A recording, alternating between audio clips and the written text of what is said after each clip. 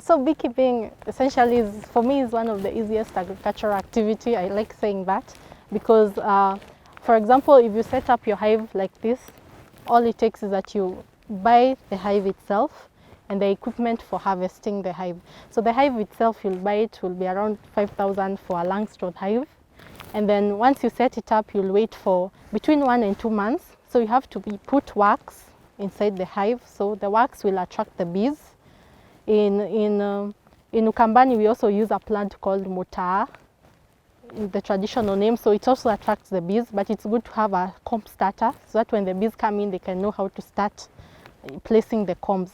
So once you've done that 2 months, you wait, you come and check your hive after 2 months and see if they've built all the frames. If you've built all the frames, you put the queen excluder and then you put the super box on top and then you cover. After the first 6 months, you'll harvest every 3 months, every 3 months.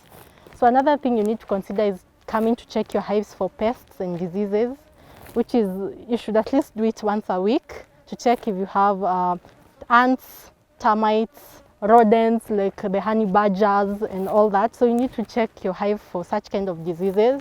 Another thing is timing. You need to be sure when to harvest, which period, which season of time, what are you targeting. So like there are plants that have good honey. If you're targeting that specific plant, you have to come and harvest that specific time. So timing is also important. When it's rainy, you don't harvest when it's rainy because the bees don't have enough time to look for food.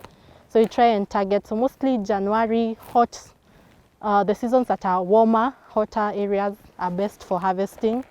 For beekeeping, you need to harvest during the evenings at night, at around this time when the sun is setting, because bees generally are more active during the day. And when you start bothering during the day, most of the worker bees are away from the hive. So they'll start coming back and attacking you. So it's good to harvest bees or open hives when it is at night or going to dark, so that you can be able to catch all the bees inside the hive. So the most important thing is you spray them with smoke to make them a bit lazier so that you can be able to work on the hive. You can also use a clearer board whereby you can put it the night before so that when you're coming to harvest, the bees have moved to the bottom brood and you can be able to harvest without having trouble. So it is important for bee conservation and environmental conservation for the bees that you don't kill many bees while you're doing beekeeping, because the hive colony, you want to protect and save the hive colony, and you don't want the bee colony, and you don't want to kill as many bees. So harvesting during the night is a good time to harvest. Well, being a young farmer, I can say I have learned a lot from people who are there before us.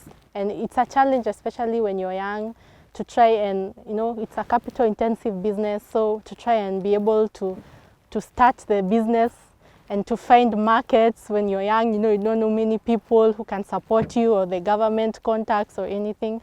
So what you do, just try to learn from others what they've done, from their experiences, and then they guide you so that you can get to where you've been. So our main challenge has been capital and maybe the knowledge, gaining the knowledge to be able to do this business in a more efficient and productive way.